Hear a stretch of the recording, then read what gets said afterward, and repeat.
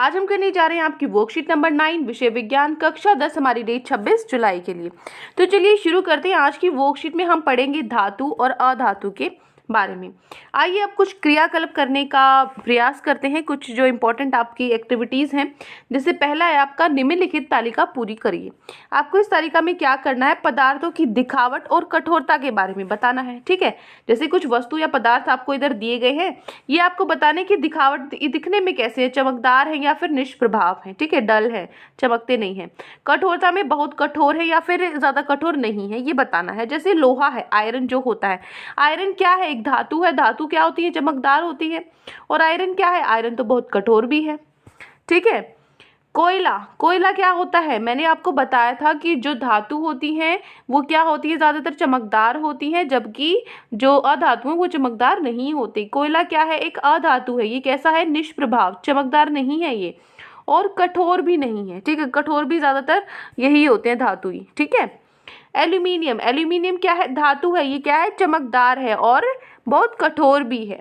Pencil lead, जो pencil lead होती है, जो सिक्का होता है ना आपकी पेंसिल का, वो किससे बना होता है, ग्रेफाइट से बना होता है। वो क्या होता है, निष्प्रभाव, उसमें वो चमकदार थोड़ी होता है, डल होता है वो तो, और कठोर भी नहीं होता है, वो तो टूट भी जाता है आसानी से, है ना।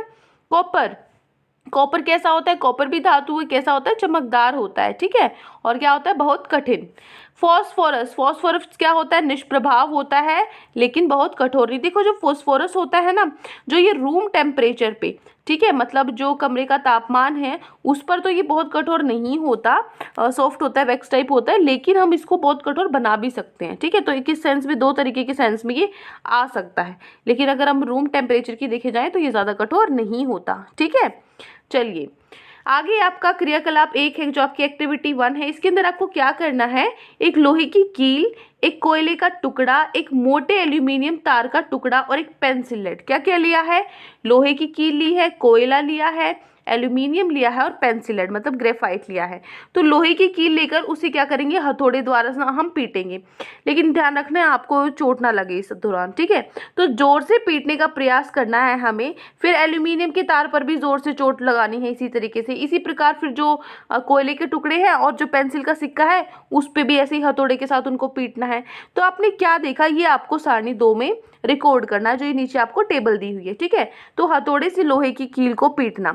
अब यहाँ पे आपको पदार्थ दिए हैं, उसकी आघात वर्धनीयता पता लगेगी, जैसे कि वो पतली चादर में हो सकता है कि नहीं हो सकता, ये पता लगेगा। तो लोहे की कील, लोहा क्या है, एक धातु है, उस धातु को, उसके अंदर, धातु के अंदर क्या होती है, आघात वर्धनीयता होती है। ठीक है, तो यहाँ पे लोहे की कील को अगर मैं पीटूंगी तो वो टूट जाएगी, लोहे की कील मतलब ऐसे बिखर जाएगी या फिर चपटा हो जाएगी। ठीक है, तो हमें पता है लोहे की कील तो नहीं टूटती ऐसे मारने से, है ना, उसके टुकड़े टुकड़े थोड़ी होते हैं, तो क्या हो जाएगी, चपटा हो गया। ठीक है, कोयले का टुकड़ा, कोयले का टुकड़ा क्या है, अधातु, अधातु तो ज्यादातर क्या होते हैं, ज्यादा इतनी उनके अंदर आघात वर्धनीयता, उनको पतली चादर में नहीं तोड़ा जा सकता, तो क्या हो जाएंगे, कोयले के तो टुकड़े हो जाएंगे। ठीक है, टुकड़े हो गए। तीसरा है एल्यूमिनियम की तार, एल्यूमिनियम की तार भी धातु है, ये भी क्या हो जाएगी, चपटा हो जाएगी। ठीक है, और पेंसिल लेड, अब जो आपके पेंसिल का सिक्का होता है उसको आप थोड़ा सा तोड़ोगे तभी टूट जाएगा, बिखर जाएगा वो तो, है ना, तो वो क्या हो जाएगा, टुकड़े हो जाएंगे उसके भी। ठीक है, तो यही बताना था कि इनके अंदर इनकी आघात वर्धनीयता पहचानने के लिए कि चपटे होंगे या टुकड़े हो जाएंगे। तो लोहे के और एल्यूमिनियम के तो ये तो चपटे होंगे, और कोयला और पेंसिल क्या हो जाएंगे, इनके टुकड़े हो जाएंगे। ठीक है, चलिए आगे चलते हैं। अब एक एक्टिविटी तो हो गई हमारी, अब दूसरी क्रियाकलाप है, मतलब जो दूसरी एक्टिविटी है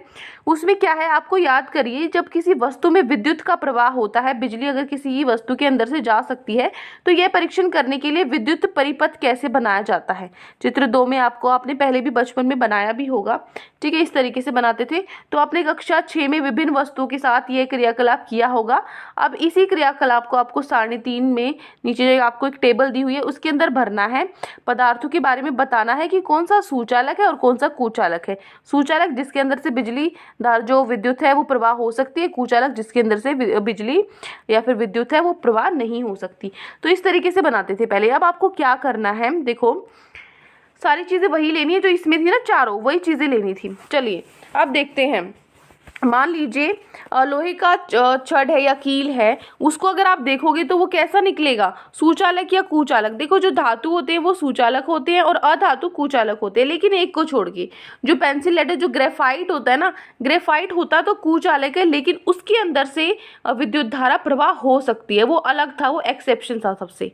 ठीक है, तो वो ध्यान रखना है। तो वो क्या होता है, सुचालक ही होता है। अब देखो लोहे का जो छड़ है वो तो सुचालक है, क्योंकि धातु तो सुचालक होते हैं, ये तो हमें पता है। ठीक है, अब आगे देखो पेंसिल लेड। पेंसिल लेड क्या होती है, सुचालक या कुचालक। जो पेंसिल लेड होती है वो होती है सुचालक। अभी मैंने बताया ग्रेफाइट से बनी होती है, जो कि सुचालक होता है। कोयले का टुकड़ा, कोयले का टुकड़ा क्या होता है, अधातु होता है, जो कि क्या होते हैं, कुचालक होते हैं, जिनके अंदर से विद्युत धारा प्रवाह नहीं हो सकती। कॉपर की तार, कॉपर की तार क्या है, धातु है, क्या है, ये सुचालक होगी, जिसके अंदर से जब बिजली दौड़ सकती है। रबड़, जैसे रबड़ हो गई, लकड़ी हो गई, प्लास्टिक हो गया, ये ऐसे होते हैं कि ये कुचालक होते हैं, इनके अंदर से बिजली नहीं जा सकती, तो रबड़ क्या हो जाएगा, कुचालक हो जाएगा। उसके बाद है धातु का शार्पनर। अब खाली शार्पनर तो प्लास्टिक का भी आता है, वो तो अलग बात है, लेकिन इसने अलग से लिख दिया धातु का शार्पनर। तो धातु तो सुचालक होते हैं, तो इसलिए मैंने यहाँ क्या लिख दिया, सुचालक लिख दिया। प्लास्टिक का स्केल, प्लास्टिक का स्केल क्या होता है, अभी मैंने बताया, जैसे रबड़ हो गई, लकड़ी हो गई, प्लास्टिक हो गई, ये सब कुचालक होते हैं। ठीक है ना, इनके अंदर से विद्युत धारा प्रवाह नहीं कर सकती। क्लियर। तो ये आपको 3 छोटी छोटी टेबल दी थी, सारणी दी थी, जो हमने भर ली है। आई होप आपको अच्छे से समझ में आ गई हैं तीनों की तीनों। कोई भी डाउट है पूरी वर्कशीट में, किसी भी क्वेश्चन में, तो कमेंट सेक्शन में आप मुझसे पूछ सकते हैं। और अगर आपको लेक्चर अच्छा लगे तो चैनल को सब्सक्राइब कर सकते हैं, वीडियो को लाइक कर सकते हैं। आज के लिए इतना ही, मिलते हैं नेक्स्ट वीडियो में। Till then take care, bye bye.